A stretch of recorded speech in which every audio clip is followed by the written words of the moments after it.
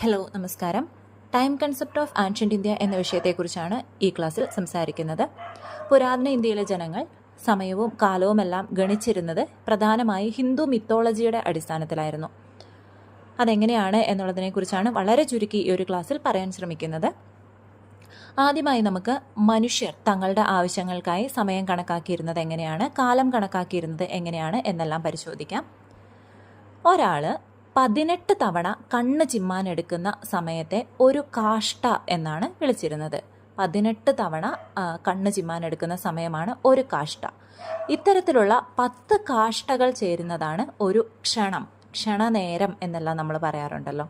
10 കാഷ്ടകൾ ചേരുമ്പോൾ ഒരു ക്ഷണമായിട്ട് മാറുന്നു. 12 ക്ഷണങ്ങൾ ചേരുമ്പോൾ ഒരു മുഹൂർത്തമായിട്ട് മാറുന്നു. 60 മുഹൂർത്തങ്ങൾ ചേരുന്നതോടെ ഒരു ദിവസമായിട്ട് മാറുന്നു. അങ്ങനെയാണ് ഒരു ദിവസം നമ്മൾ കാൽക്കുലേറ്റ് ചെയ്യുന്നത്. 18 തവണ കണ്ണ് ചിമ്മുന്നത് ഒരു കാഷ്ട, 10 കാഷ്ടകൾ ചേരുമ്പോൾ ഒരു ക്ഷണം, 12 ക്ഷണങ്ങൾ ചേരുമ്പോൾ ഒരു മുഹൂർത്തം, 60 മുഹൂർത്തങ്ങൾ ചേരുമ്പോൾ ഒരു ദിവസം. നമ്മളിപ്പോൾ സെക്കൻഡ്, മിനിറ്റ് എന്നൊക്കെ കാൽക്കുലേറ്റ് ചെയ്യുമല്ലോ, അതിൻ്റെ ഒരു പ്രാചീന രീതിയായിരുന്നു ഇങ്ങനെ. ഇനി 30 ദിവസങ്ങൾ ചേർന്നാൽ ഒരു മാസവും, 3 മാസങ്ങൾ ചേരുമ്പോൾ ഒരു ഋതുവും, 4 ഋതുക്കൾ ചേരുമ്പോൾ ഒരു വർഷവുമായിട്ട് കാൽക്കുലേറ്റ് ചെയ്യപ്പെടുന്നു. ഇതാണ് മനുഷ്യരുടെ സമയം, കാലം തുടങ്ങിയവ കണക്കാക്കാൻ പണ്ടുകാലത്ത് ഉപയോഗിച്ചിരുന്നൊരു രീതി. മനുഷ്യരുടെ എന്ന് എടുത്തു പറയുന്നത് ദൈവങ്ങളുടെയും ആത്മാക്കളുടെയും ഒക്കെ കാലം സമാനമായ രീതിയിൽ കണക്കാക്കിയിരുന്നു. അതുകൊണ്ടാണ് ഇത്തരത്തിൽ പിതൃക്കളുടെ അല്ലെങ്കിൽ ആത്മാക്കളുടെ ഒരു ദിവസം എന്ന് പറയുന്നത് ഒരു മാസമായിട്ടാണ് കണക്കാക്കപ്പെട്ടത്. അതായത് പിതൃക്കളുടെ അല്ലെങ്കിൽ ആത്മാക്കളുടെ ഒരു ദിവസത്തിന് ഒരു മാസത്തിൻ്റെ അത്ര ദൈർഘ്യം ഉണ്ടായിരുന്നു എന്നാണ് വിശ്വസിച്ചിരുന്നത്. അതുപോലെ ദേവന്മാരുടെ ഒരു ദിവസം ഒരു വർഷത്തിന് തുല്യമായിരുന്നു. ഒരു വർഷത്തിൻ്റെ അത്രയും ദൈർഘ്യം ഉണ്ടായിരുന്നു ദേവന്മാരുടെ ഒരു ദിവസത്തിന് എന്ന് വേണം ഇതിൽ നിന്ന് മനസ്സിലാക്കാൻ. ഈ ദേവവർഷത്തിൻ്റെ അടിസ്ഥാനത്തിലാണ് പ്രാചീന ഇന്ത്യയിലെ അല്ലെങ്കിൽ നമ്മളുടെ കാലത്തെ പല പല യുഗങ്ങളായിട്ട് തിരിച്ചിരിക്കുന്നത്. ഏറ്റവും പഴക്കം ചെന്ന, ഏറ്റവും പ്രാചീനമായ യുഗം എന്ന് നമ്മൾ മിത്തോളജിക്കലായിട്ടുള്ള വിശ്വാസത്തിൽ കരുതപ്പെടുന്നത് കൃതായുഗമാണ്. കൃതായുഗം എന്ന് പറയുന്നത് 4800 ദേവവർഷങ്ങൾ ചേരുന്നതാണ്.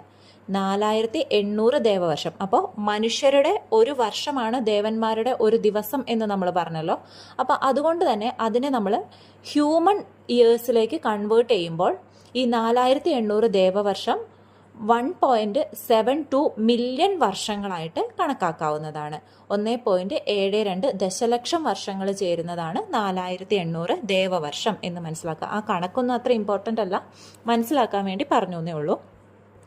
കൃതായുഗത്തിന് ശേഷമുണ്ടായത് ത്രേതായുഗമാണ്. 3600 ദേവവർഷങ്ങൾ ചേരുമ്പോഴാണ് ത്രേതായുഗം സംഭവിക്കുന്നത്.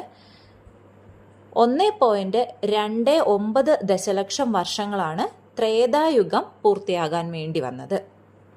അടുത്തത് ദ്വാപരയുഗമാണ്.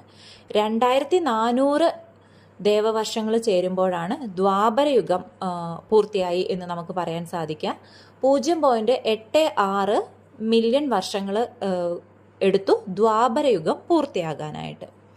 അടുത്തത് നമ്മളിപ്പോൾ കടന്നു പോകുന്നു എന്ന് വിശ്വസിക്കുന്ന കലിയുഗമാണ്.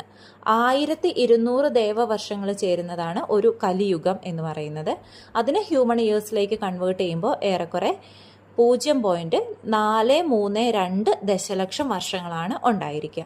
അപ്പോൾ ഇത് കലിയുഗത്തിൻ്റെ, ഇപ്പം നമ്മൾ കടന്നു പോയിക്കൊണ്ടിരിക്കുന്നത് കലിയുഗത്തിലൂടെയാണ് എന്നാണ് ഒരു മിത്ത് അനുസരിച്ച് വിശ്വസിക്കപ്പെടുന്നത്. അപ്പോൾ ഈ 4 യുഗങ്ങളെ നമ്മൾ പരിചയപ്പെട്ടല്ലോ.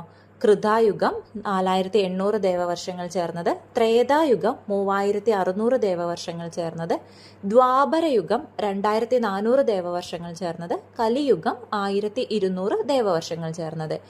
ഈ 4 യുഗങ്ങളെയും കൂടെ ചേർത്ത് നമ്മൾ എന്തു പറയും? ചതുർയുഗം എന്ന് പറയും. അതായത് ഇത്രയും വർഷങ്ങൾ പൂർത്തിയാകുമ്പോൾ ഒരു ചതുർയുഗം പൂർത്തിയായി എന്ന് നമുക്ക് പറയാൻ സാധിക്കും. അപ്പോൾ ഈ ചതുർയുഗത്തെ നമ്മൾ ഹ്യൂമൻ ഇയേഴ്സിലേക്ക് കൺവേർട്ട് ചെയ്യുമ്പോൾ അത് 4.32 ദശലക്ഷം വർഷങ്ങളാണ് ഉണ്ടായിരിക്കുക. 4.32 മില്യൺ ഇയേഴ്സാണ് ചതുർയുഗത്തിൻ്റെ കാലമായിട്ട് പറയാൻ സാധിക്കുക. അപ്പോൾ നമ്മൾ ചതുർയുഗങ്ങളെക്കുറിച്ച് മനസ്സിലാക്കി.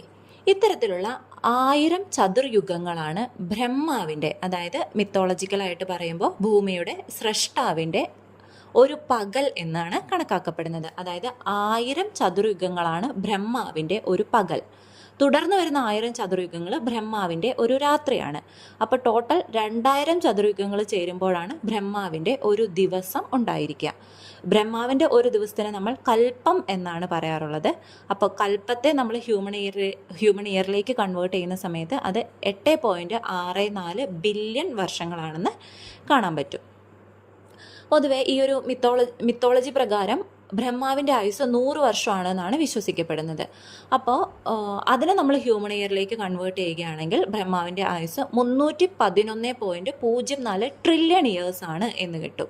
അതിനെയാണ് നമ്മൾ മഹാകൽപ്പം, ബ്രഹ്മാവിൻ്റെ ഈ ഒരു ആയുഷ്കാലത്തെയാണ് മഹാകൽപ്പം എന്ന് പറയുന്നത്. ബ്രഹ്മാവിൻ്റെ ഒരു ദിവസത്തെയാണ് നമ്മൾ കൽപ്പം എന്ന് പറയുന്നത്. അപ്പോൾ ഇങ്ങനെയാണ് ബ്രഹ്മാവിൻ്റെ ദിവസവും വർഷവുമെല്ലാം കാൽക്കുലേറ്റ് ചെയ്തിരിക്കുന്നത്. ഇപ്പോൾ ബ്രഹ്മാവിൻ്റെ ഈ 155 ട്രില്യൺ ഇയർ എന്തോ ആണെന്നാണ് വിശ്വസിക്കപ്പെടുന്നത്. അതിനെക്കുറിച്ച് കറക്റ്റ് അറിയില്ല. എങ്കിലും ഇങ്ങനെയെല്ലാമാണ് മിത്തോളജിക്കലായിട്ടുള്ള ഒരു വിശ്വാസം. മിത്ത് എന്ന് ഒരുപാട് വട്ടം എടുത്തു പറഞ്ഞു. പിന്നീട് നമ്മൾ കുറച്ചും കൂടെ മുന്നോട്ട് പോകുമ്പോഴത്തേക്കും ഫാക്ച്വലായിട്ടുള്ള കാലഗണനകളിലേക്കൊക്കെ നമ്മൾ മാറി. എങ്കിലും അതിൻ്റെ എല്ലാം തുടക്കം ഇത്തരത്തിലുള്ള ഒരു കാൽക്കുലേഷൻസിലൂടെ ആണ് എന്ന് നമുക്ക് മനസ്സിലാക്കാം. എന്തെങ്കിലും സംശയങ്ങളോ നിർദ്ദേശങ്ങളോ ഉണ്ടെങ്കിൽ കമൻറ്റ് ബോക്സിൽ അറിയിക്കാം. മറ്റൊരു വീഡിയോയിൽ കാണാം. താങ്ക്